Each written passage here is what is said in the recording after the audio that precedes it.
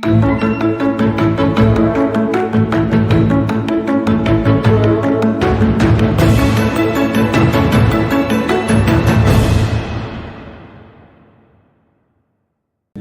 warahmatullahi wabarakatuh. Bapak Ibu guru hebat, ya salam dan bahagia. Kita harus bahagia mulai dari tadi bangun tidur sampai nanti tidur lagi dan kemudian saatnya sampai hari-hari selanjutnya. Ya. Oke, pada kesempatan kali ini mohon maaf mengganggu waktunya ya, mengganggu waktu jam mengajarnya. Intinya pada hari ini kami ya, nama saya Ahmad Syahbudin dan Bapak Taufik Saleh, calon guru penggerak angkatan ke-11 ya, akan mendiseminasikan ya terkait dengan budaya positif ya, seperti itu. Jadi mohon disimak baik-baik. Kemudian nanti kalau misalkan memang ada pertanyaan dan sebagainya, mangga silakan disampaikan.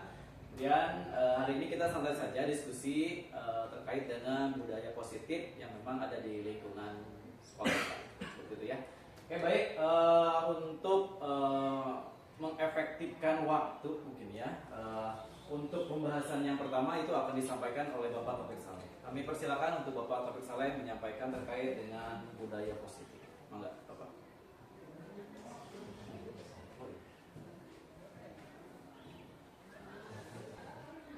Oke baik, Assalamualaikum warahmatullahi wabarakatuh. Waalaikumsalam warahmatullahi wabarakatuh. Salam dan bahagia. Selamat siang Bapak Ibu semuanya. Mohon maaf ya mengganggu waktu mengajarnya. Seperti yang tadi sudah Pak Ahmad sampaikan di awal bahwa untuk hari ini kami berdua, Bapak Ahmad dan saya akan mendiseminasikan tentang budaya positif. Jadi nanti di dalamnya kita diskusi apakah kita itu sudah menerapkan budaya positif atau belum gitu ya, yang minimal di kelas yang kita kelola atau di kelas yang kita jadi wali kelasnya gitu ya. Oke baik, Pak Ahmad boleh dilanjut. Oke baik. Nah ini Bapak Ibu, jadi budaya positif itu adalah perwujudan dari nilai-nilai atau keyakinan universal di sekolah. Jadi budaya positif yang diterapkan di sekolah itu berasal dari nilai-nilai kebajikan, kemudian nanti dibuat menjadi sebuah keyakinan, dan keyakinan tersebut diharapkan bisa merubah karakter-karakter peserta didik di sekolah kita, seperti itu ya. Jadi tujuannya budaya positif itu tujuan utamanya yaitu untuk merubah karakter ya, untuk merubah karakter, terus disesuaikan juga dengan profil pelajar Pancasila nanti karakternya gitu ya, seperti itu. Itu budaya. Nah selanjutnya, nah ini dia konsep inti dari budaya positif. Nah ada beberapa konsep dalam budaya positif. Nah ada perubahan paradigma belajar, kemudian ada disiplin positif, kemudian nanti ada nilai-nilai kebajikan, kemudian nanti ada kebutuhan dasar manusia ya. Berarti kita itu harus sadar ketika kita mengajar itu kebutuhan siswa itu seperti apa, dan kita harus bisa memenuhi kebutuhannya itu. Dan kita juga harus berkaca kepada diri kita bahwa setiap manusia itu pasti memiliki yang namanya kebutuhan dasar ya. Kemudian selanjutnya ada motivasi perilaku manusia, kemudian posisi kontrol guru, kemudian keyakinan kelas yang mungkin Bapak Ibu sudah membuat di kelasnya masing-masing gitu ya, keyakinan kelas atau kesepakatan kelas. Kemudian ada segitiga restitusi. Mungkin segitiga restitusi ini juga secara tidak sadar Bapak Ibu sudah melakukan segitiga restitusi. Cuman mungkin seperti apa memperlakukannya, bisa saja itu sudah terjadi tetapi tidak paham apa itu segitiga restitusi. Nanti untuk lebih jelasnya untuk segitiga restitusi, kemudian keyakinan kelas dan posisi kontrol nanti akan disampaikan oleh Pak Ahmad. Baik lanjut. Nah ini pembelajaran dengan paradigma baru. Pembelajaran dengan paradigma baru merupakan pembelajaran yang dirancang berdasarkan prinsip pembelajaran berdiferensiasi. Tentunya karena sekolah kita ini sudah sekolah penggerak ya, istilah diferensiasi ini bukan hal yang tabu mungkin ya. Ini udah sering kita dengar istilah diferensiasi gitu ya. Tetapi dalam penerapannya mungkin banyak hal gitu ya yang harus kita perhatikan juga terkait berdiferensiasi ini. Dan kita juga harus berkaca kepada diri kita sendiri, apakah kita sudah melakukan pembelajaran berdiferensiasi gitu ya. Nah, sehingga peserta didik belajar sesuai dengan kebutuhannya berdasarkan tahap perkembangan sesuai teori psikologi modern. Kemudian untuk mewujudkan profil pelajar Pancasila. Ya, untuk profil pelajar Pancasila ada 6 dimensi ya.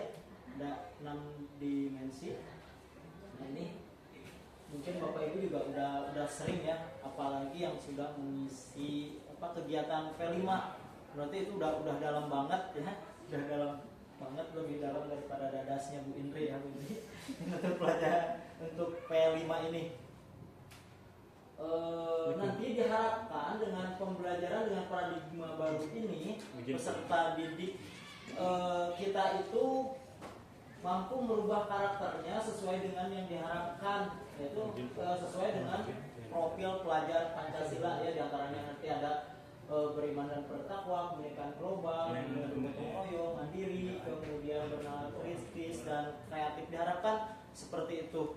Nah, nanti akan dihubungkan dengan budaya positif. Bagaimana peserta didik bisa menerapkan budaya positif di sekolah sehingga menjadi sebuah karakter gitu ya, menjadi sebuah ciri khas dari sekolah kita. Lanjut Pak Den. Nah, terkadang ketika kita mendengar istilah-istilah budaya positif gitu ya, terkadang terjadi juga miskonsepsi ya, atau ada salah pemahaman, terutama yang ada kaitannya dengan teori kontrol. Kita sebagai guru ya, kan pastinya mengontrol seperti apa keseharian peserta didik di sekolah ya. Nah, biasanya dalam kita mengontrol terkadang kita miskonsepsi tentang teori kontrol ini. Nah, yang pertama miskonsepsi yang terjadi adalah ilusi mengontrol murid. Jadi terkadang kita membayangkan bahwa kita itu bekerja itu untuk mengontrol murid gitu ya, yang kita bayangkan. Kemudian yang kedua, ilusi bahwa semua penguatan itu positif dan bermanfaat. Kita terkadang apa yang kita lakukan, penguatan ini, penguatan yang kita buat, kadang kita merasa bahwa itu sangat bermanfaat buat peserta didik atau buat murid. Tetapi pada kenyataannya tidak semua yang kita buat penguatan itu dapat diterima dan bermanfaat untuk peserta didik ya, seperti itu. Jadi terkadang pandangan yang selama ini kita buat terkadang itu tidak selalu benar gitu ya, tidak selalu benar. Berarti kan ada benarnya, tetapi sekali lagi tidak selalu benar. Kemudian yang selanjutnya ada ilusi bahwa kritik dan membuat rasa bersalah mampu menguatkan karakter. Nah, terkadang kan seperti itu, ketika misalkan di kelas ada siswa yang tidak mengerjakan tugas, kita pasti memberikan hukuman gitu ya, dan kita merasa bahwa hukuman tersebut akan membuat karakter siswa itu menjadi lebih baik. Tetapi kan kenyataannya nggak seperti itu ya. Terkadang untuk murid-murid atau siswa-siswa yang beberapa kali misalkan tidak mengerjakan tugas, kemudian kita perlakukan seperti itu, malah semakin kesini itu bukan semakin membaik gitu ya. Tuh. Nah, terkadang kan kita berpikiran seperti itu ya, sama mungkin semuanya berpikiran seperti itu bahwa kritik dan membuat rasa bersalah itu mampu menguatkan karakter. Kayak kita memarahi siswa karena tidak mengerjakan tugas, kesiangan dan lain-lain, atau jajan di jam pelajaran ya. Dan biasanya guru itu berpendapat bahwa ketika memarahi siswa tersebut ini akan merubah karakternya, akan merubah perilakunya. Tetapi pada kenyataannya ya, ini banyak yang tidak terjadi. Kemudian yang selanjutnya, ilusi bahwa orang dewasa berhak memaksa. Nah, ini ya. Nah, kita sebagai guru biasanya kan memberikan tugas kepada siswa ya. Biasanya tugasnya itu terkadang sifatnya memaksa. Nah, kita sebagai orang dewasa, biasanya orang dewasa gitu ya, kalaupun di keluarga biasanya kakaknya itu kan pasti lebih punya power dibandingkan dengan adik-adiknya. Nah, sangkaannya kan seperti itu, kalaupun di sekolah kita bisa memaksa siswa untuk melakukan apa yang kita inginkan gitu ya. Tetapi kan pada kenyataannya harusnya tidak seperti itu. Karena sekali lagi setiap peserta didik atau murid itu punya hak juga untuk melaksanakan atau enggak gitu ya, untuk hal-hal yang tadi sifatnya memaksa. Berarti kan tidak semua yang kita paksakan itu juga bisa diterima oleh murid kita gitu ya. Berarti ketika kita akan membuat sebuah tugas dan lain sebagainya, kita harus memikirkan juga jangan sampai ada istilah memaksa gitu ya. Selama ini Bapak Ibu memaksa atau enggak ketika ngasih tugas kepada siswa? Memaksa ya. Tujuannya buat apa? Biar ya. Jadi kayak gini ya, kayak tadi berarti kita memberikan penguatan. Ketika kita paksa itu akan merubah karakter, mungkin pandangannya seperti itu. Sama semuanya juga pasti berpandangan seperti itu ya. Tetapi pada kenyataannya di lapangan mungkin Bapak Ibu bisa melihat beberapa peserta didik yang ketika kita paksa itu malah semakin apa ya, di dalam belajarnya malah semakin brutal gitu ya. Betul. Malah semakin tidak baik gitu ya.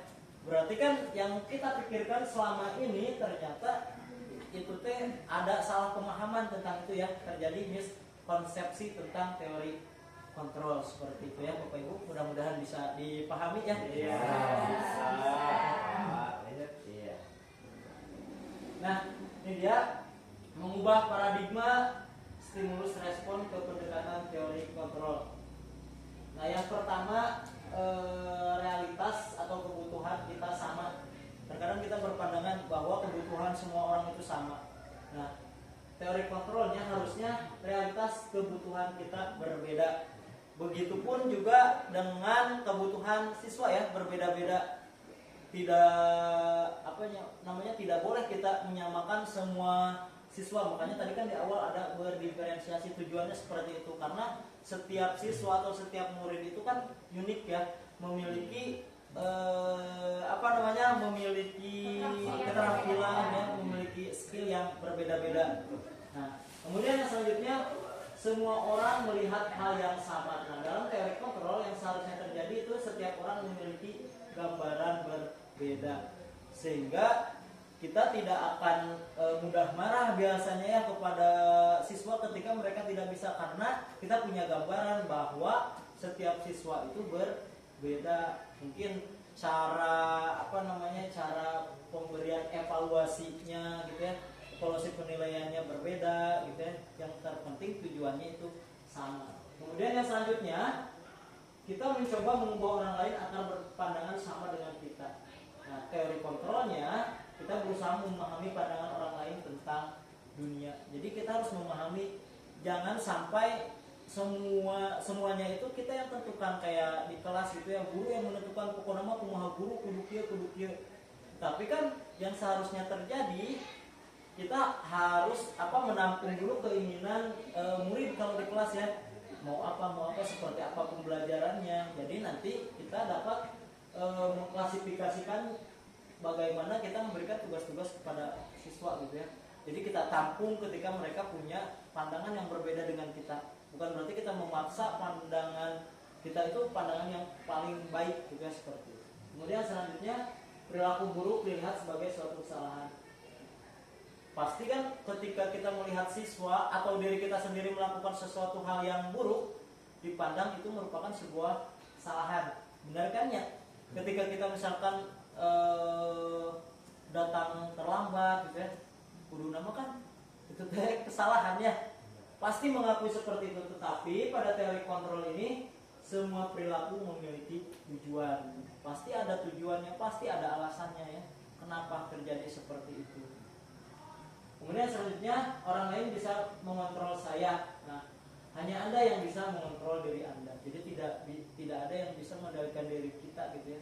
Makanya kita itu menjadi manusia yang merdeka gitu ya, berdiri sendiri. Itu tidak boleh ada orang lain yang mengontrol diri kita atau mengarahkan kita itu jadi boneka ya, seperti itu.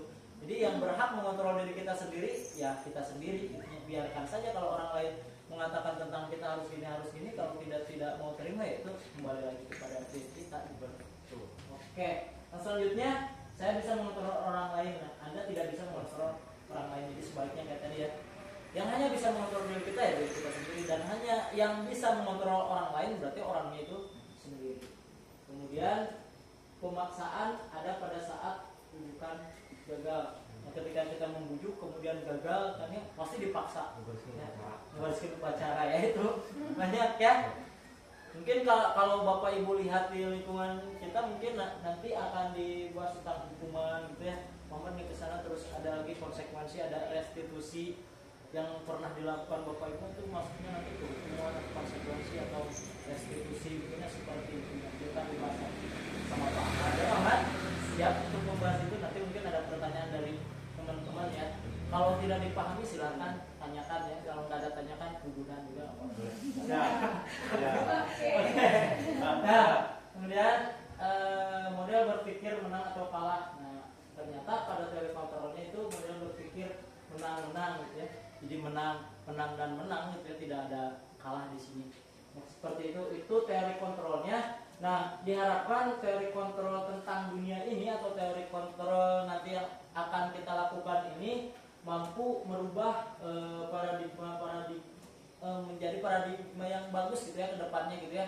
Jadi mampu merubah kebiasaan-kebiasaan yang pandang menurut kita itu benar, ternyata hal tersebut itu tidak benar atau kurang tepat mungkin ya, hal tersebut kurang tepat. Nah, dengan adanya teori kontrol seperti ini kita bisa membuat nantinya bisa membuat hal-hal yang lebih baik lagi pandangan terhadap diri kita sendiri dan orang lain seperti itu. Jadi lanjut Bapak Jaya. Nah, yang selanjutnya adalah disiplin positif. Mungkin Bapak Ibu istilah disiplin ini bukan hal yang asing lagi ya buat Bapak Ibu. Mungkin ketika misalkan ada anak kelasnya yang kesiangan atau yang apa atau yang tidak mengerjakan tugas atau yang rambutnya gondrong, bajunya tidak dimasukkan, pasti kita mengatakannya untuk kedisiplinan, pasti ya seperti itu. Ya, ini istilahnya. Jadi disiplin itu artinya belajar, ya, belajar untuk apa ya? Belajar untuk bisa bertanggung jawab atau memiliki rasa tanggung jawab terhadap apa yang dilakukan berdasarkan nilai-nilai yang diyakini. Berarti belajar untuk bisa bertanggung jawab. Nah, seperti apa supaya peserta didik kita bisa bertanggung jawab terhadap apa yang dia lakukan gitu ya, terhadap apa yang dia lakukan. Kemudian disiplin positif merupakan salah satu cara penerapan disiplin yang bertujuan untuk menumbuhkan kesadaran serta memberdayakan peserta didik tanpa imbalan, penghargaan, ancaman dan hukuman. Jadi tidak boleh ya Bapak Ibu ada penghargaan, kemudian ada ancaman dan hukuman kepada peserta didik. Ada yang pernah melakukan seperti itu? Bapak Ibu? Melakukan hukuman pernah? Melakukan penghargaan, memberikan penghargaan? Ancaman, diancam misalkan nilainya gini. Ini pasti ya. Seperti itu. Nah, sebenarnya pada disiplin positif hal-hal tersebut itu tidak diperbolehkan ya. Tujuan disiplin positif itu kan tadi supaya anak tersebut bisa bertanggung jawab. Ketika mereka datang terlambat ke sekolah, harusnya jangan dihukum dulu di depan gitu ya. Ke rumah datang terlambat ya, terus dihukum dia atau belajarnya makin terlambat ya. Nanti akan dibahas restitusinya ya Pak Ahmad kalau seperti itu nanti kayak gimana penyelesaiannya gitu ya. Berarti kan bisa dipanggil setelah jam pelajaran atau di jam istirahat gitu ya. Pemanggilannya seperti itu. Jadi keur makaburangan, ketinggalan pelajaran ditambahan deui, ditambah PWC misalkan ya, seperti itu. Malah jadi semakin ketinggalan pembelajarannya. Intinya disiplin positif itu untuk memberikan peserta didik itu rasa tanggung jawab terhadap apa yang ia lakukan seperti itu ya. Bapak Ibu. Oke, baik kita lanjut ya. Nah, sebagai pendidik, Bapak Ibu pendidik atau pengajar? Pendidik dan pengajar ya.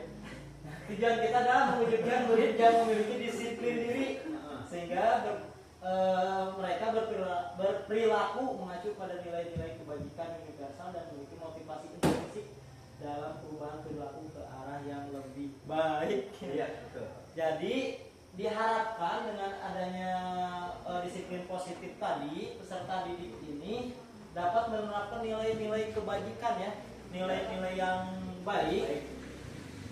Kemudian diharapkan juga peserta didik itu memiliki motivasi intrinsik ya. Motivasi intrinsik itu motivasi yang lahir dari dirinya sendiri, bukan karena ada bukan karena ada ajakan paksaan, ancaman dan lain-lain dari pihak lain gitu ya. Jadi dengan kebiasaan positif, dengan budaya positif itu diharapkan ada muncul dengan sendirinya namanya motivasi intrinsik dari dalam dirinya. Diharapkan seperti itu ya. Walaupun pada kenyataannya untuk menumbuhkan motivasi intrinsik pada peserta didik itu sangat amat sulit ya. Nah, untuk hal itu harusnya dimulai dari diri kita dulu sebagai pendidik gitu ya.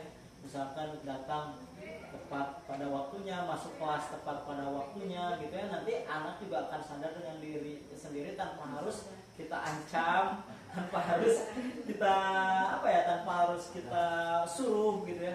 Tapi mereka punya keinginan atau motivasi dari diri sendiri ya. Kita coba aja walaupun sulit gitunya. Udah kan ya, semakin lama mudah-mudahan ketika kita bekerjasama berkolaborasi menerapkan disiplin positif, mudah-mudahan bisa menjadi karakter yang baik gitu ya, menjadi karakter yang baik dan bisa diterapkan dalam kehidupan sehari-hari secara sadar gitu. Anak tersebut juga bisa merubah dirinya sendiri. Harapan saya dan harapan kita semua ya seperti itu. Jadi lanjut saya Pak Jaya biar cepat pulang. Yang jauh pulang. Nah, ini ada nilai-nilai kebajikan, nilai yang disepakati bersama terlepas dari suku, bangsa, agama, bahasa maupun latar belakangnya. Jadi nilai-nilai kebajikan ini nilai-nilai yang bisa diterapkan atau dijunjung tinggi di suatu lembaga misalnya. Nah, ini nilai-nilai kebajikan ini harus disepakati bersama. Jadi semuanya harus sepakat ya, kan kesepakatan. Jadi kesepakatan itu kan harus dibuat secara bersama-sama. Dilanjut Pak ya. Nah, nanti untuk contoh nilai kebajikannya ada di sini. Ada contoh nilai kebajikan di institusi atau organisasi. Nah, yang pertama untuk profil pelajar Pancasila sudah pasti ada nilai kebajikannya beriman, bertakwa pada Tuhan Yang Maha Esa dan berakhlak mulia. Ya. Nah, berarti ada nilai-nilai ini. Nah, bagaimana cara menerapkannya? Mungkin dengan kebiasaan akhlak mulia itu ya, seperti tadarus, sholat duha, sholat berjamaah dan yang lain-lainnya tanpa harus disuruh ya. Jadi, kemudian yang kedua berkebinekaan global ya. Jadi mempunyai berkebinekaan global itu berarti tidak membeda-bedakan gitu ya. Kemudian yang selanjutnya ada gotong royong, kerjasama, kolaborasi. Ini diharapkan seperti itu yang terjadi. Kemudian ada mandiri, ya. Kemudian kreatif dan bernalar kritis. Nah, diharapkan nilai-nilai kebijakan ini bisa diaplikasikan gitu ya oleh semua warga sekolah, ya, peserta didik dan termasuk kita juga sebagai pendidiknya seperti itu. Jadi jangan sampai kita hanya memaksa peserta didik saja, tetapi diri kitanya sendiri tidak mencerminkan bahwa kebajikan itu harus dilaksanakan seperti itu ya. Yang selanjutnya ada keterampilan hidup atau life skill. Nah, contoh kebajikannya dapat dipercaya, kemudian lurus hati, pendengar yang aktif, kemudian tidak merendahkan orang lain dan memberikan yang terbaik dari diri ya. Nah, ini juga termasuk nilai kebajikan, dapat dipercaya, berarti kan jujur, amanah kayak gitu ya. Kemudian lurus hati, kebelok-belok berarti hati. kemudian pendengar yang aktif. Jadi ketika orang lain berbicara teh ya, atau ada yang mau curhat dengan kita ya, harus didengarkan gitu ya. Harus didengarkan ketika ada orang lain curhat ini. Jadi jangan sampai seperti itu, harus didengarkan. Yang terbaik nanti terkait nanti pembicaraannya sesuai dengan keinginan kita atau enggak ya itu urusan belakangan. Yang penting dengarkan aja dulu gitu ya. Begitupun dengan murid gitu ya. Apapun yang mereka sampaikan kita dengarkan dulu, siapa tahu mereka tuh butuh didengar gitu ya, butuh didengar sama wali kelasnya, sama gurunya gitu ya. Bisa jadi mereka punya masalah di luar, kemudian tidak ada yang mendengarkan keluh kesahnya, kemudian di sekolah berbicara kepada gurunya, terus gurunya juga tidak mendengarkan, itu pasti anak tersebut merasa sakit hati ya, bukan malah jadi baik nanti ke depannya. Apapun yang anak ceritakan kepada kita sebagai pendidik diharapkan bisa menjadi pendengar yang baik ya buat siswa kita. Seperti itu ya Bapak Ibu, ini contoh-contoh kebajikan yang ada pada suatu organisasi atau institusi. Lanjutkan Bapak Ibu. Nah, baik. Kebutuhan dasar manusia, tentunya kita sebagai manusia pasti punya kebutuhan ya Bapak Ibu. Ya. Pak Ahmad punya kebutuhan? Banyak Pak. Banyak. Bu Nesti punya kebutuhan? Punya. Contoh kebutuhan dasar Bu Nesti apa? Butuh makan. Butuh makan. Jajan. Kalau Bu Mira? Punya banyak. Apa contohnya? Contohnya Butuh punya butuh konsumsi. ya, butuh dikonsumsi. Bahaya ini. Tuh. Butuh kasih sayang. Butuh kasih sayang. Betul, itu kebutuhan, butuh kasih sayang, butuh dicintai. Betul ya. Butuh ditemani. Butuh ditemani. Dalam banget ya setelah kemarin sepeda motor. Mudah-mudahan hatinya nggak dadas ya. Adanya jadi dadas. Nah, kebutuhan dasar manusia adalah segala sesuatu yang kita lakukan untuk mendapatkan apa yang kita inginkan. Seluruh tindakan yang kita lakukan memiliki tujuan tertentu dan semua usaha terbaik yang kita lakukan adalah dalam rangka agar kebutuhan dasar kita terpenuhi dengan baik.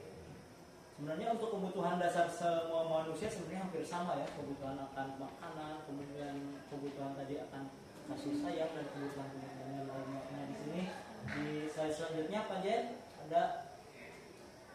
Nah, ini 5 kebutuhan dasar manusia. Yang pertama bertahan hidup ya. Tentunya kita untuk bertahan hidup harus apa? Ini ya di bawah ada makanan gitu ya. Tuh, makanya disiapkan makanan ya supaya bisa bertahan hidup. Yang bertahan hidup. Ya bisa bertahan hidup. Ya. Sama-sama kayaknya. Makan aja nggak apa-apa, Bapak Ibu sambil makan aja sambil minum aja nggak apa-apa. Yang penting nanti pas tadi nunggu slide ini gitu. Oh, nunggu slide ini. Makan itu harus nunggu slide ini dulu. Nah, kemudian butuh tempat tinggal gitu. Itu kan kebutuhan bertahan hidup ya.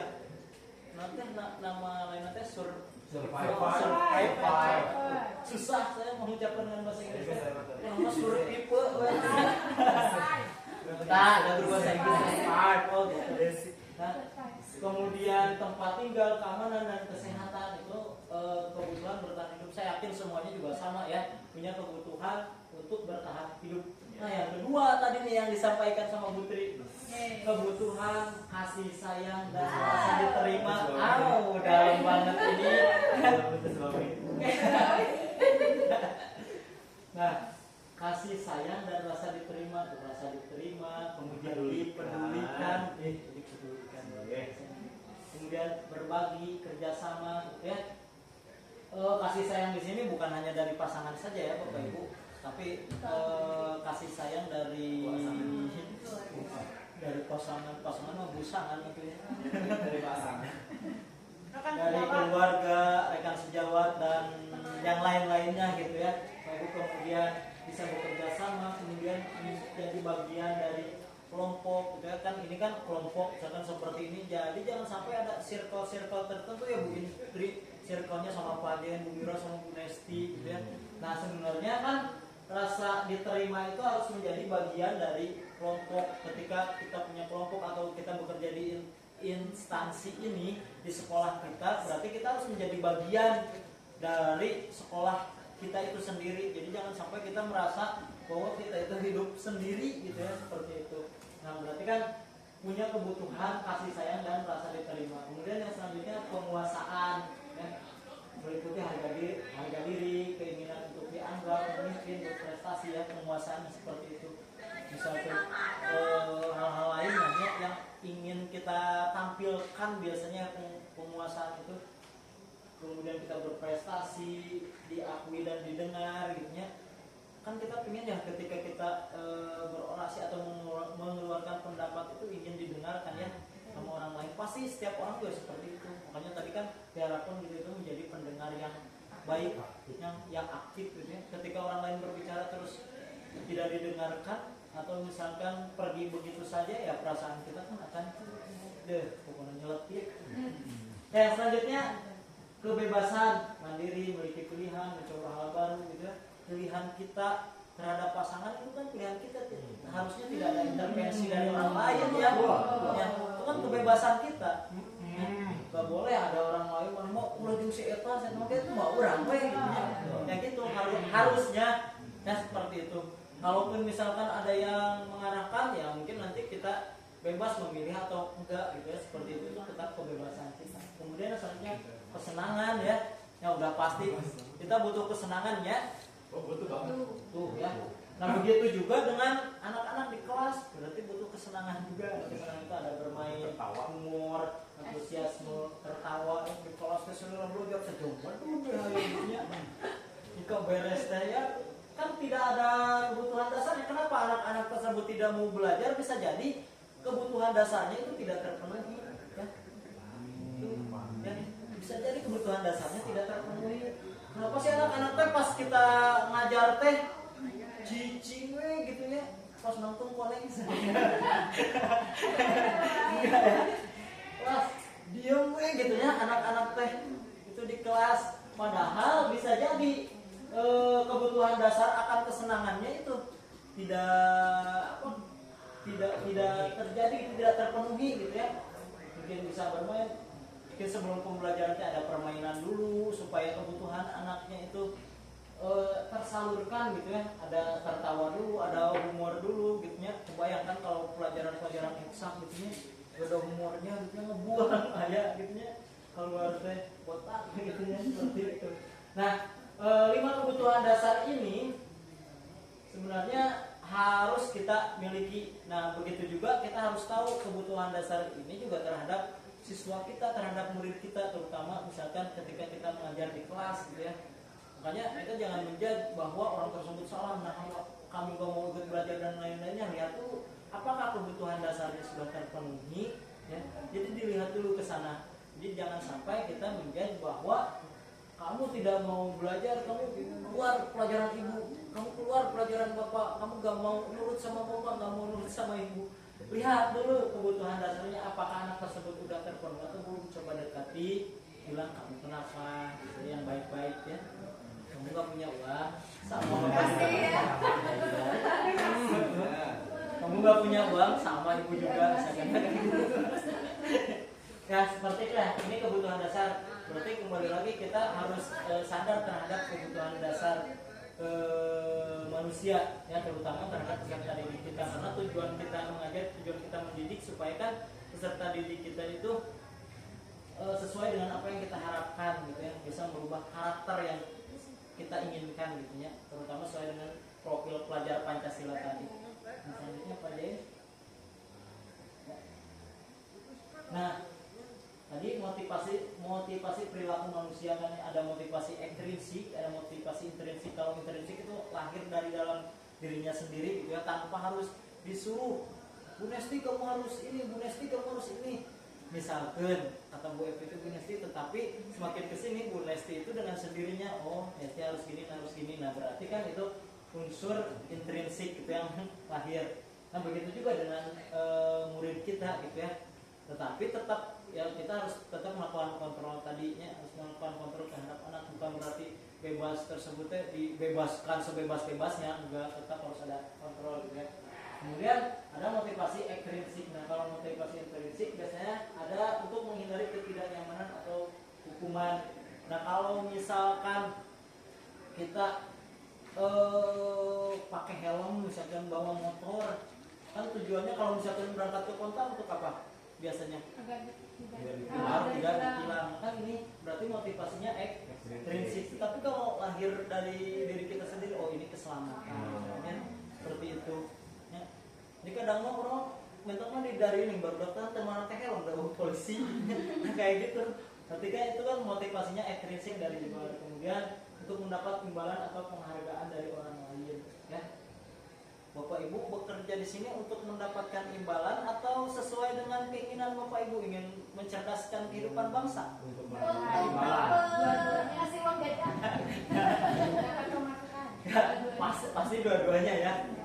Tapi yang paling utama itu kan sebagai guru ya, kita harus bisa mendidik anak kita, mendidik murid kita menjadi lebih baik lagi dan ke depannya. Berarti motivasi intrinsiknya kan seperti itu harusnya ya. Saya juga sama, karena kan kebutuhan manusia tadi kan ada salah satunya kan kebutuhan untuk bertahan hidup. Bertahan hidup kalau tidak ada uang ya nggak bisa lah kita bertahan hidupnya.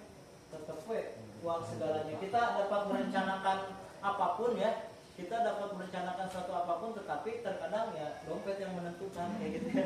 Kembali lagi itu terkadang yang kita bayangkan seperti itu. Kenapa kita bekerja di sini itu salah satunya misalnya untuk mengharapkan imbalan, tetapi pada kenyataannya kan motivasi intrinsik itu untuk memperbaiki intinya peserta didik kita supaya lebih baik lagi ke depannya. Tapi kan terkadang kita untuk mendapatkan imbalan, untuk mendapatkan penghargaan, mau kita melakukan sesuatu, tetapi ketika tidak ada imbalan atau tidak ada bayarannya atau tidak ada penghargaannya, terkadang ya males gitu ya. Seperti itu kan yang kita rasakan ya. Tetapi mudah-mudahan dengan tadi adanya motivasi perilaku manusia ini kita sadar, semoga ke depan itu kita melakukan sesuatu itu bukan karena ada arah-arah tertentu gitu ya, bukan karena takut dirazia tadi, bukan karena dikasih imbalan, tetapi murni atau pure dari diri kita sendiri gitu ya, ingin memberikan yang terbaik seperti itu. Ya, Bapak Ibu mudah-mudahan bisa dipahami ya. Yang selanjutnya apa aja? Nah, ini yang terakhir ya yang saya sampaikan, nanti sisanya sama Pak Ahmad. Santai ya Pak Ahmad. Pak Ahmad bisa kuat lalu itu.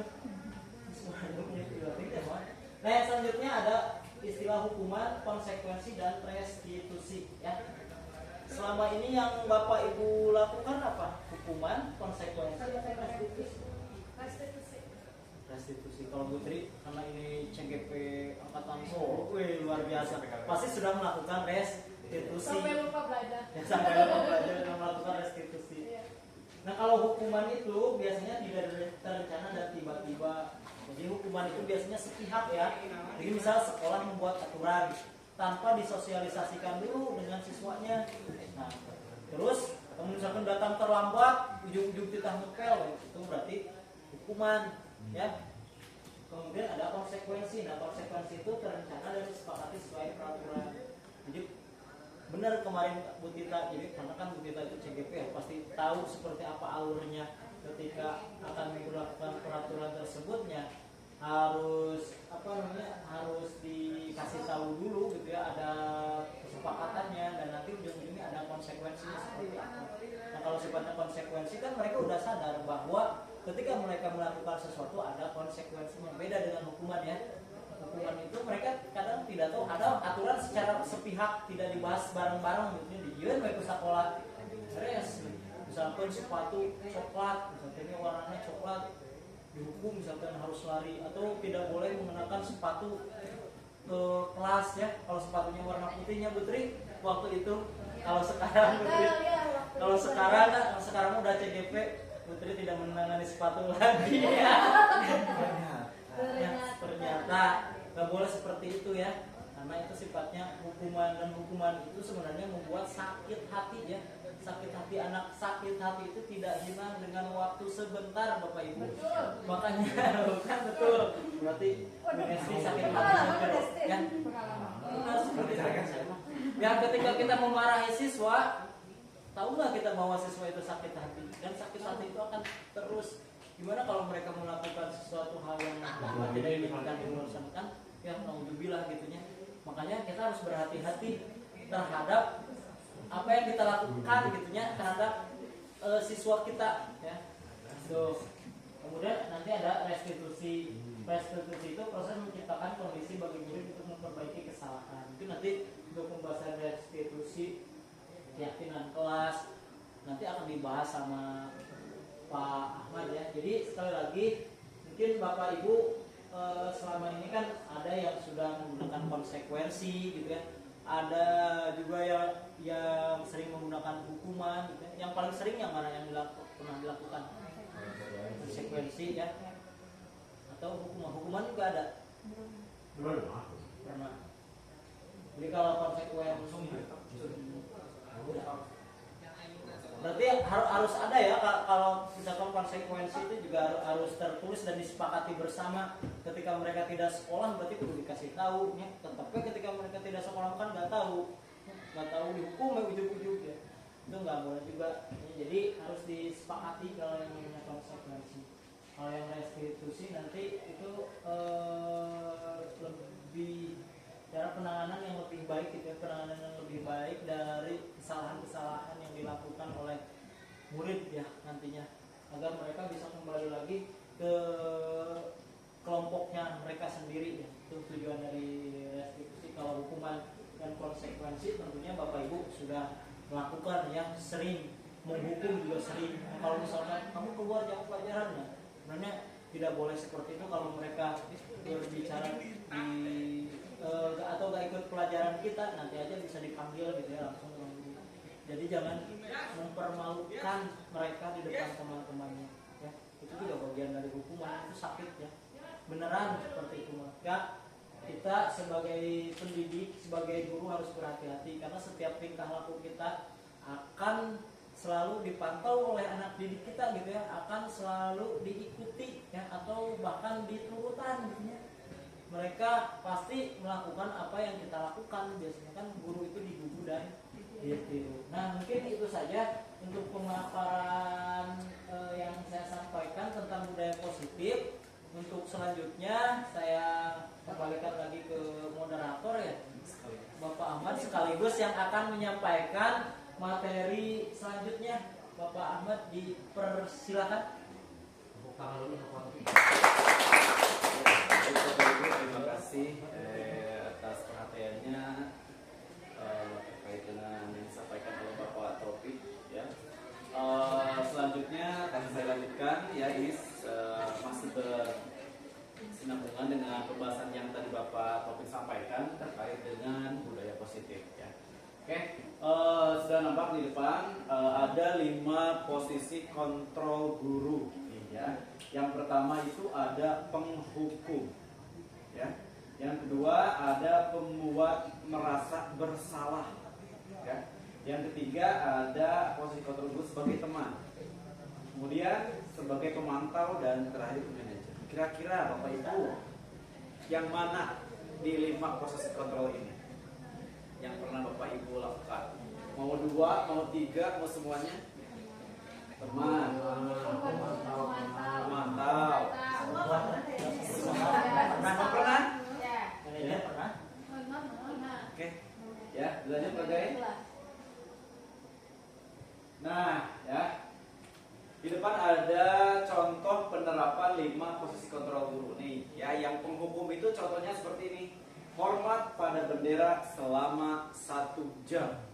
Ya, itu. Jadi ketika misalkan ada siswa yang bermasalah dengan kita langsung menghukum dia, misalkan karena memang terlambat, atau misalkan pas kita belajar orangnya terlambat, terus kita otomatis langsung harita gitunya. So, mana keluar ayana hormat karena bendera. Nah, itu disebut dengan guru penghukum. Pernah Ada yang pernah tidak? Coba mungkin bisa diceritakan seperti apa pengalamannya terkait dengan guru penghukum. Dulu ketika Oke, Bu Nesti apa Bu Nesti? kalau misalnya telat masuk kelas Hmm. disuruh ke para istirahat. Oh langsung, ya. Tapi kan tetap ya hukumannya juga intinya beralasan, kemudian ada manfaatnya, gitu ya. Tapi tetap namanya hukuman itu tidak diperbolehkan. Ya. Kalau hukum positif Tetap aja tidak berhubung. Ya seperti itu. Kemudian yang kedua ada guru yang membuat merasa bersalah, ya. Nah, berapa kali ibu bilang, ya, ketika memang si guru memberikan enggaknya, memang kan, ya, karena teh udah mengecewakan saya, gitu kan. Kalau saja kamu tidak mengerjakan, mungkin pembahasan kita akan berlanjut. Jadi anak teh iya, Gara-gara saya. jadi itu gara-gara orang muridnya, jadi itu lanjut nah gitunya. Jadi muridnya kayak merasa bersalah gitu ya. Nah, selanjutnya berperan sebagai teman ya. Ayo dong aturan sekolah, tolong bantu ibu bapak kali ini ya. Yang sudah tidak apa-apa lah. Lain kali jangan berbuat seperti ini lagi ya. Nah, ini kayak dengan teman gitu ya. Lu nggak tenang naon, berarti mah kadang nonton. Nah, seperti itu ya. Pernah? Ajaib pernah? Nah, ya. Kemudian yang seringnya ini ya. Oke ya. Oke. Ya, kemudian selanjutnya ada posisi sebagai pemantau ya. Contohnya kamu sudah melanggar peraturan sekolah, kamu tahu konsekuensinya ya. Kemudian setelah upacara kamu beli atributnya ya ke koperasi dan jangan diulang-ulang ya. Jadi sikapnya hanya memantau saja gitu ya si gurunya teh gitu ya. Jadi kalau misalkan ada yang ya kemana betna, ya kemana naon karena teh lokasinya ya gitu. Kamu tahu kan konsekuensi kalau kamu tidak pakai ini ya kayak gitu ya, itu memantau. Nah nanti setelah upacara sok beli ke koperasi ya kayak gitu. Kemudian selanjutnya ada posisi sebagai manajer nih ya. Posisi paling terakhir sebagai posisi 5 kontrol guru ya. Apakah kamu tahu kesalahan kamu? Kira-kira bagaimana cara memperbaikinya? Ya. Kira-kira nih dari kelima posisi ini yang paling ideal kita sebagai pendidik kira-kira yang mana nih? Manajer ya, manajer nih ya. Contohnya apakah kamu tahu nih kalau misalkan ada masalah, apakah kamu tahu kesalahan kamu? Kan, ya. Kira-kira bagaimana cara untuk memperbaiki kesalahan kamu tersebut? Ya, ini akan berkesinambungan nanti dengan dengan segitiga restitusi. Seperti itu ya, Bapak Ibu terkait dengan penerapan posisi 5 posisi kontrol guru. Yang pertama ada tadi apa? Penghukum, membuat merasa bersalah, teman, pemantau, dan terakhir adalah manajer. Dan yang paling ideal ada untuk kita sebagai pendidik adalah posisi manajer. Seperti itu ya, Bapak Ibu. Kemudian lanjut.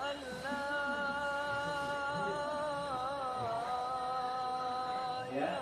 Nah, nih di depan sudah ada kalimat ya. Posisi kontrol aku ya. Saya kecewa sekali dengan kamu. Pembuat bersalah. Benar nggak? Saya kecewa sekali dengan kamu. Berarti membuat merasa bersalah. Ya, kemudian. Nah, apa rencana untuk menyelesaikan masalah ini? Kemudian, ayolah, lakukan demi Bapak Ibu. Hah? Hah? Hah? Apa nih? Ayolah, lakukan demi Bapak Ibu. Putri apa Putri? Putri yang udah jawab nih, kalau yang udah jawab nih, Putri apa nih? Jawabannya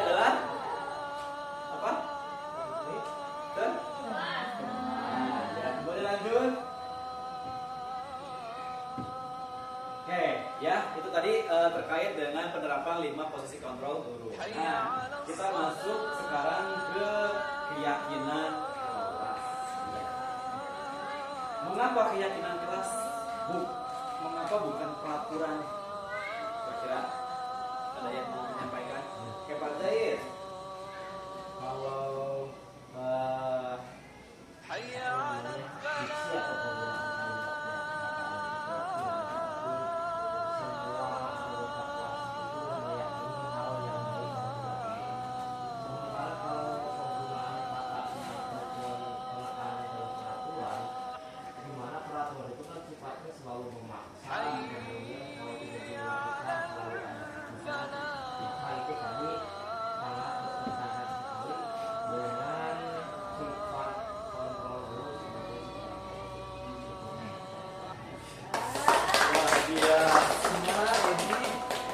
Sofia jadi CGP. Sudah cocok jadi CGP 12. Ya betul sekali ya. Keyakinan kelas itu adalah hal yang disepakati secara bersama-sama di kelas gitu ya. Jadi kayak tadi nih ya, ini boleh makan atau tidak ya? Kalau memang kesepakatannya sudah boleh, maka dia silakan gitu kan, tidak ada umum dan sebagainya gitu kan, tidak ada peraturan seperti itu ya. Terus juga peraturan itu memang biasanya dibuat sekolah secara umum mungkin ya, secara random gitu ya. Makanya nanti di resolusi juga atau di kaitan kelas itu ada namanya kalimat positif dan ada kalimat negatif ya. Nanti nih mungkin guru bahasa Indonesia nanti mungkin bisa terkait dengan kalimat positif dan seperti apa, kemudian kalimat negatif ya. Lanjut.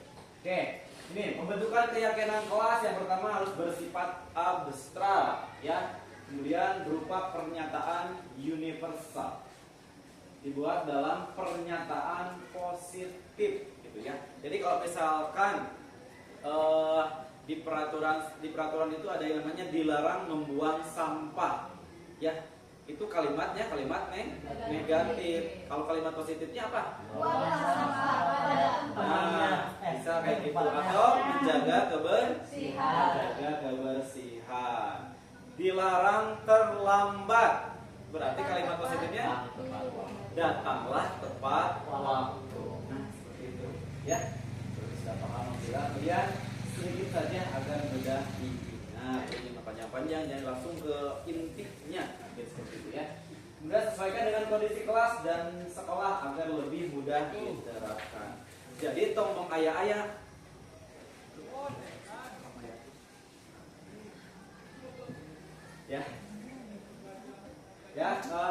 jadi sesuaikan dengan kondisi kelas dan sekolah agar lebih mudah dan dapat diterapkan gitu ya. Jadi istilah nama tong ayah-ayah gitu kan ya, peraturannya yang kita sepakati saja yang ada rasional di sekolah kita kayak gitu ya.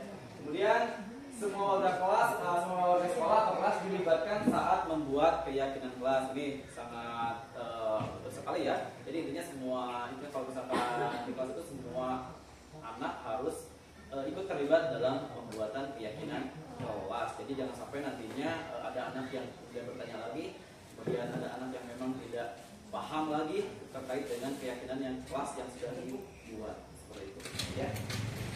Oke, selanjutnya. Nah, ini ya segitiga restitusi ya. Di sana itu ada segitiganya. Segitiga restitusi itu adalah suatu proses dialog ya. Jadi mau dialog berarti berdua duanya gitu ya. Duaan, dialog serangan tuh monolog. Betul ya. Kayak gitu ya, suatu proses dialog yang dijalankan oleh guru agar dapat menghasilkan murid yang mandiri dan bertanggung jawab ya. Oke, di sini sudah ada. Jadi proses segitiga restitusi itu ada 3 tahapan Bapak Ibu ya. Yang pertama itu menstabilkan identitas. Kemudian yang kedua adalah validasi tindakan yang salah. Yang ketiga adalah menanyakan keyakinan. Kayak gitu ya. Lanjut pada tadi. Nah, menstabilkan identitas ya. Berdasarkan prinsip membuat kesalahan adalah bagian dari proses pembelajaran. Kemudian menggeser identitas gagal menjadi identitas yang sukses ya. Nah, kalimatnya di bawah ini ada berbuat salah itu wajar. Ya, jadi ketika Bapak Ibu menangani sebuah masalah, ya tahapan yang pertama di segitiga restitusi itu adalah menstabilkan identitas. Ya, salah satu beberapa contoh kalimatnya yang seperti ini, berbuat salah itu wajar. Kemudian tidak ada manusia yang sempurna. Ibu bapak juga pernah melakukan kesalahan itu, kemudian kamu berhak merasa begitu. Ya, nanti ada ada videonya yang sudah kami buat berdua ya terkait dengan permasalahan yang diselesaikan dengan segitiga restitusi. Ya, seperti itu. Jadi yang pertama itu tahapannya adalah menstabilkan identitas. Yang kedua adalah validasi tindakan yang salah. Ya, berdasarkan prinsip setiap perilaku berupaya memenuhi suatu kebutuhan tertentu. Kemudian guru akan bergeser dari pemikiran stimulus respon yang tadi di awal ya sudah disampaikan menjadi proaktif, gitu ya. Kemudian mengenali dan mengakui kebutuhan murid akan memperbaiki hubungan dengan murid, ya. Gitu. Kemudian nih ada contoh kalimatnya, kamu pasti punya alasan mengapa kamu melakukan hal seperti itu. Jadi memvalidasi dulu, gitu ya. Alasannya kunaon budak teh kalau kesalahan, tentunya, ya. Kemudian padahal kamu bisa melakukan yang lebih buruk daripada dia, bukan? Ya. Kemudian kamu melakukannya karena mempertahankan sesuatu yang penting bagimu. Ya, jadi menanyakan dulu terkait dengan masalah yang dia buat, seperti itu, ya. Jadi validasi tindakan yang salah itu seperti itu, ya. Kemudian menanyakan keyakinan.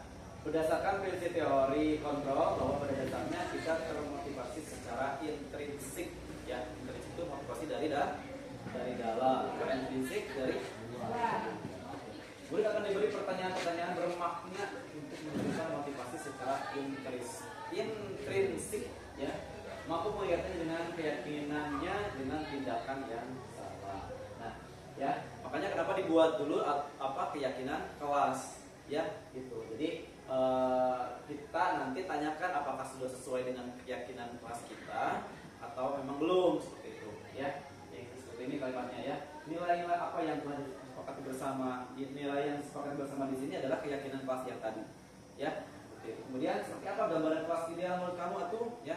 Jadi hayang kumaha atau kamu teh, gitu kan? Sekolah teh, ya, gitu. Kemudian kamu ingin menjadi orang yang seperti apa? Sama, ya, seperti itu. Jadi ada 3 tahapan dalam menyelesaikan masalah menggunakan proses segitiga restitusi. Yang pertama apa tadi? Menstabilkan identitas, validasi tindakan yang salah, dan yang terakhir menanyakan keyakinan. Ya, seperti itu Bapak Ibu, ya. Kemudian selanjutnya, nah udah beres ya Bapak Ibu. Setelah ini Bapak Ibu silakan menyaksikan proses kami menangani siswa dengan segitiga restitusi, ya, seperti itu. Jadi dalam penerapan program disiplin positif, hendaknya guru memiliki standar kepribadian profesional dan sosial yang baik, di mana guru merefleksikan dirinya dalam posisi kontrol saat ini, ya. Bagaimana perjalanan dirinya sebagai among, tadi itu apa? Manajer, ya, yang menuntun murid-muridnya menjadi insan yang mandiri, merdeka. Merdeka di sini berarti bisa berdiri di atas kakinya sendiri, tidak terpengaruh oleh orang lain, gitu, ya. Itu tujuan pendidikan menurut Ki Dewan, ya, gitu. Dan bertanggung jawab, ya, seperti itu. Jadi mudah-mudahan kita sebagai guru bisa menuntun, bukan menuntut. Karena apa? Karena setiap murid, setiap pendidik mempunyai keunikan tersendiri, ya, kayak gitu. Ya, jadi kita tuntun sesuai dengan kodrat zaman dan kodrat alamnya, ya. Gitu. Ya, itu adalah yang disampaikan dalam pemikiran atau filosofi dari pemikiran Ki Hajar Dewantara. Ki Hajar Dewantara itu siapa? Bapak Pendidikan Indonesia, Ki Hajar Dewantara. Ya, seperti itu Bapak Ibu terkait dengan penerapan budaya positif di sekolah. Ya, selanjutnya Pak Jen, apakah sudah masuk ke contoh? Nah, ini ya, ini ada contoh ilustrasi ketika kami menangani siswa yang bermasalah dengan menggunakan segitiga restitusi. Ya, monggo. Bukan dilihat ya.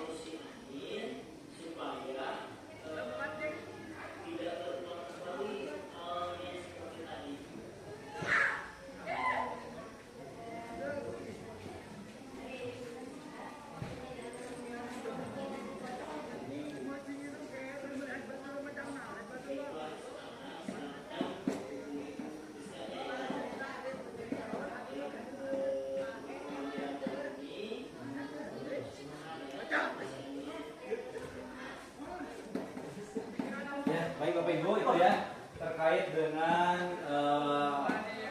ilustrasi dari penerapan segitiga restitusi.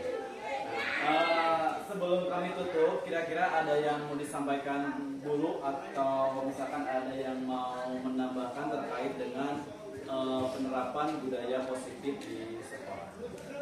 Maka jika memang ada yang disampaikan dari siapa mungkin, kalaupun tidak ada, ya mudah-mudahan semuanya sudah paham terkait dengan penerapan segitiga restitusi. Penerapan budaya positif ini, ya. Seperti itu. Ada atau tidak? Cukup? Cukup ya? Cukup? Oh, Ibu, Putri mangga silakan. Bagaimana? Assalamualaikum warahmatullahi wabarakatuh. Waalaikumsalam warahmatullahi wabarakatuh.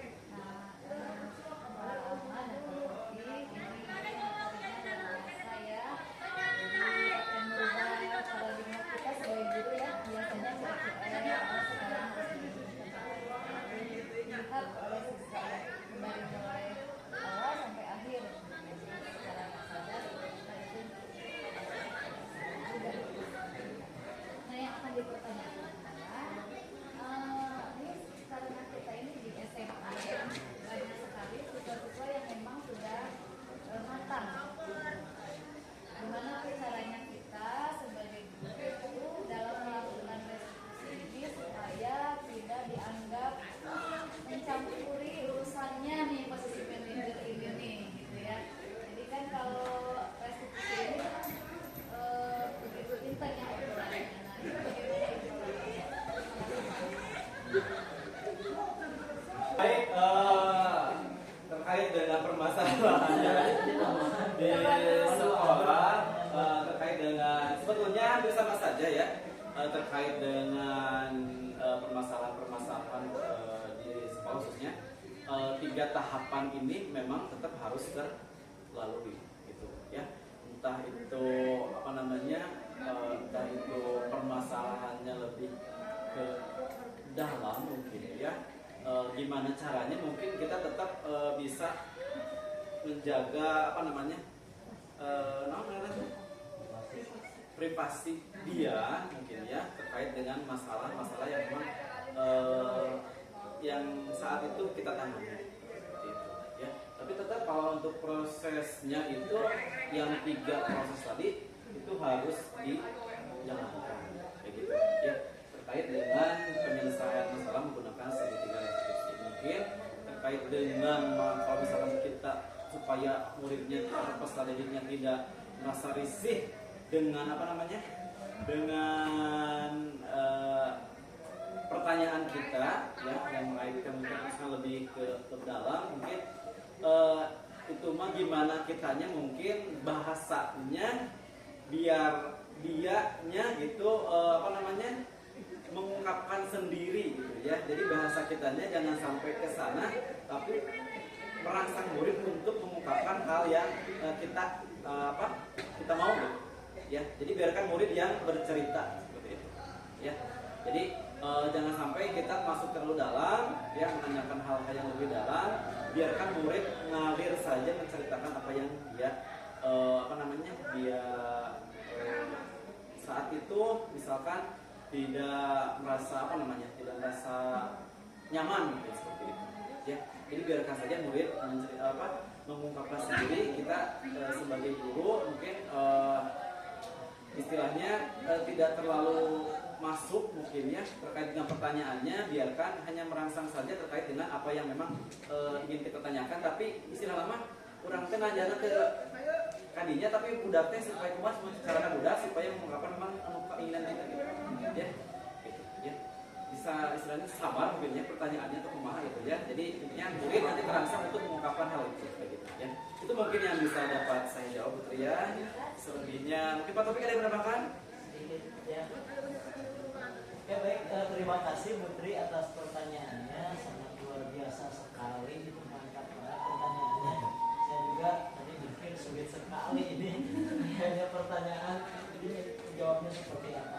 Oke baik, karena betul adanya untuk perlakuan anak SMA itu berbeda dengan anak-anak tingkat bawah yang seperti SD ya, ataupun mungkin SMP di bawahnya. Nah, kenapa mungkin salah satunya kenapa kita mengajar di SMA juga mungkin ada standarnya gitu, standarisasi harus bisa menyesuaikan berarti yang pertama. Nah, terkait dengan segitiga restitusi tadi betul adanya, berarti kan kita harus tetap mengikuti aturan segitiga atau tahapan segitiga restitusinya. Nah, adapun pertanyaannya ya kita harus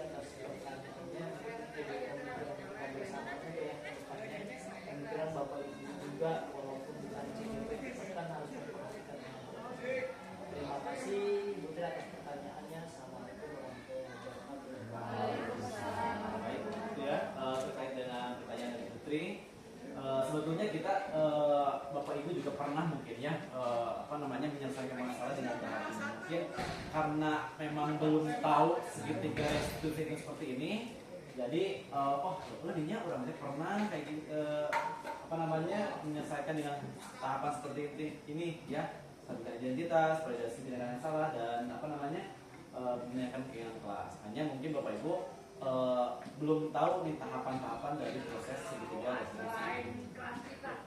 Mungkin itu saja. Ada lagi?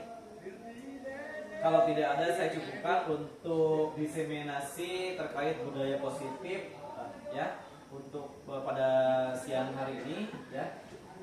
Terima kasih Bapak Ibu yang sudah hadir ya. Kami saya Ahmad Syihabuddin dan Bapak Taufik Saleh, calon guru penggerak angkatan 11, mengucapkan terima kasih yang sebesar-besarnya kepada Bapak Ibu semua yang sudah hadir dalam diseminasi budaya positif ya, modul 1.4 terkait dengan budaya positif seperti itu ya. Mudah-mudahan apa yang Bapak Ibu hari ini terima bisa diaplikasikan. Kemudian apa yang kami sampaikan juga terkait dengan kekurangannya dan kelebihannya mohon dimaafkan ya. Intinya mudah-mudahan semuanya sehat. Mari kita tergerak, bergerak dan menggerakkan ya. Seperti itu. Salam guru penggerak, salam dan bahagia. Terima kasih. Wassalamualaikum warahmatullahi wabarakatuh.